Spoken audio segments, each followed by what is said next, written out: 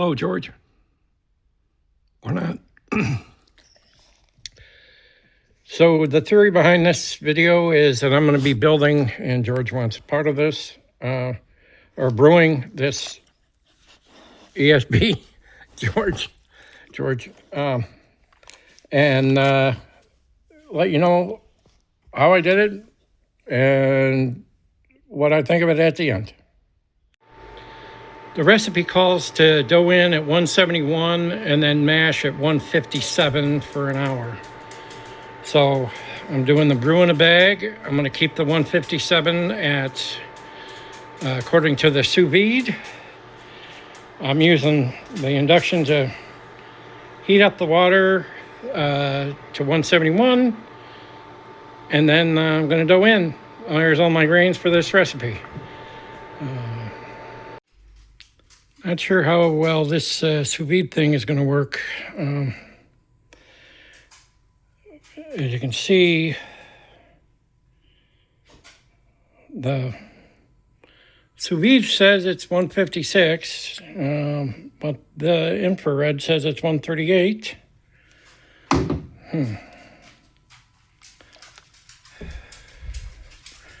stir it around,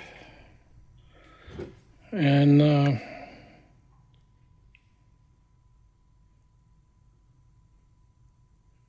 even right next to the sous vide, it ain't doing too good.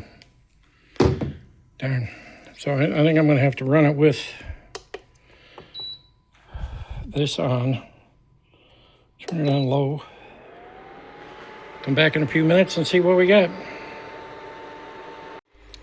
Scrubbed out the keg, filled it with star sand, and then after it sits there for a while, transfer the star sand into my bucket, and then that's what I'll use to sanitize everything else for the brew. So the mash is done. Like I said, I don't know how good it was. I kept stirring it, trying to get the temperature correct. But we got to get as much of this out as we can so that we can start a boil. Okay, let's see how long it takes to come to a boil. And then there's the spent grains. So the hops are Willamette and Tettnang. About twice as much Willamette as there is Tettnang. But we got a boil. This will be at the beginning of the boil, 30 minutes. 15 or 10 minutes to go in the boil, and then flame out for that. Okay, I'm wondering if what do we got here? We're pretty close to boil using the thermopen. Using the top or the infrared, or 158, that don't make a lot of sense to me. I'm gonna go by the thermopen. I didn't like how long it was taking to boil, or wasn't even sure if it was gonna boil over on the hot plate, so I moved over to the stove on the big old burner. And she finished coming to a boil real quick.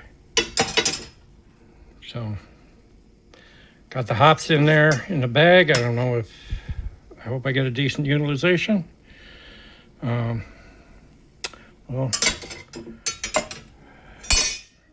add more hops later, and then again, flame out and take it from there. So the original plan was to cool it down in the pan, but then I realized, hey, look, I got gallon markings, and so I want to know how much I actually had post-boil, and I'm glad I did, because I had to add water to get it back up to 2.5 gallons. It was only down at 2 gallons. So later. So after about 40 minutes, we're at 83 degrees. Hopefully another 10 minutes or so, and we'll be able to pitch the yeast. I got some star sand in here to make sure this thing stays clean, and then let that go. Same thing with the spoon, star sand. Stir it up.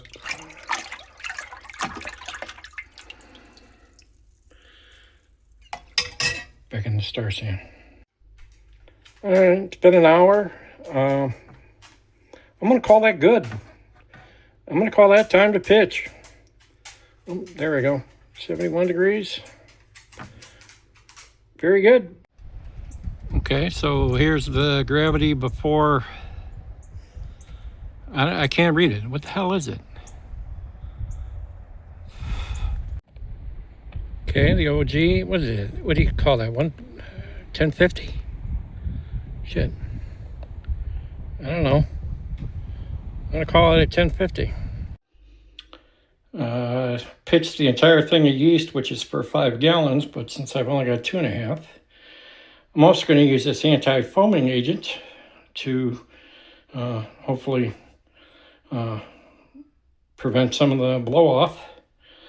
But what I'll end up having is that hose will go into the top, and that'll act as the blow-off into the bowl of sanitizer. That there's a Bluetooth thermometer and what do you call it? Humidifier. Originally bought it for my cigars in the humidor, but I want to use it to see what we got going here. And be back in a few days. Hopefully we'll have some yeast doing its thing. So this went in Sunday evening, about 5:30. It's now Tuesday morning around 7:30, and it has slowed way down. This thing was, did you hear that bloop? See the bloop? So I'm gonna give it a little bit longer and then figure out how to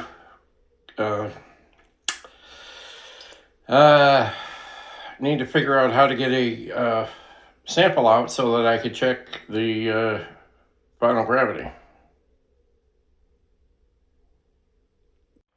She's definitely done fermenting. And I said, how am I going to get any out there to do a final gravity? Quick trip to Lowe's. Found some that'll fit by taking this with me. It's going to go in here where this hose is, and then do a little siphon. What do you think about that? So the plan is to take out this.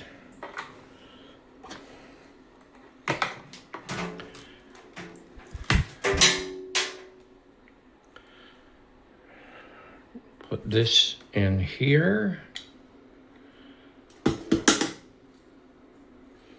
Come on, get in there. All the way down.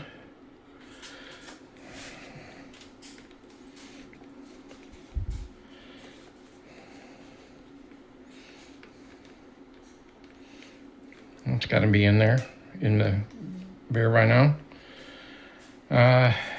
Then we're gonna fill this up with a siphon, maybe.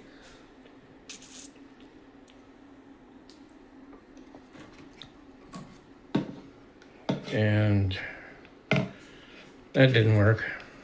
So gotta stop this and try something different. So it's working. Got the siphon going. That should be enough to fill the hydrometer tube, right?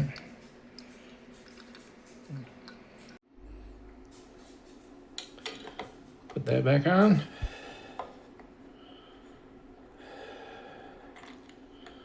And the keg is now ready to carbonate. But first, I gotta check the final gravity. Well, what do you think? Call that 10.22? I guess that works for me. Time to carbonate. Let's see here. I'm going to take this up to 30 psi.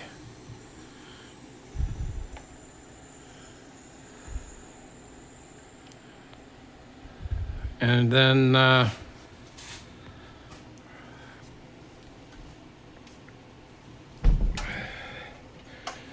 they say roll it around for 5 minutes.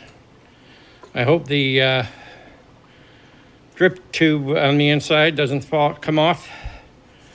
Let's see what happens. So it's been 5 minutes. Let's see what we got here.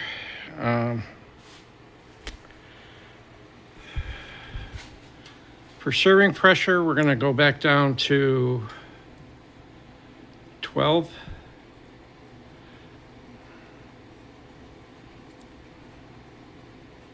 Why it's not moving? Why is it not moving? 5 minutes is up. We're going to go to serving temperature or serving pressure at 12. Aren't we? There we go. 10.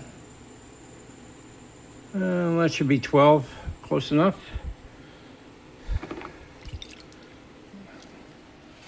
Put the picnic cap on. Let's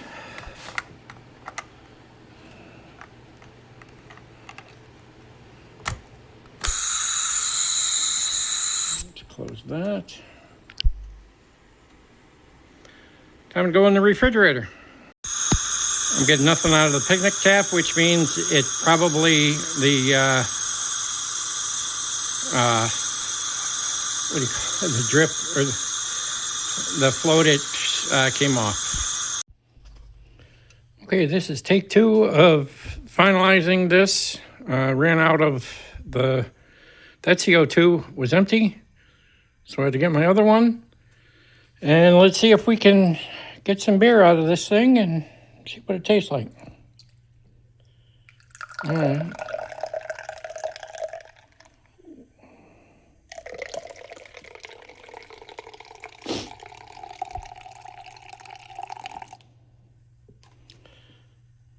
What do you think? A little bit of a head, not a lot.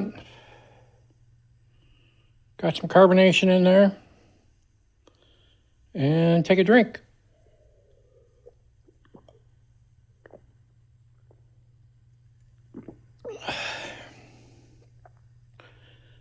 I like it. It's not great, but it's drinkable. ABV is supposedly about 3.7, which is way off the mark of what the recipe called for. Anyway, you want to say goodbye, George? It's over.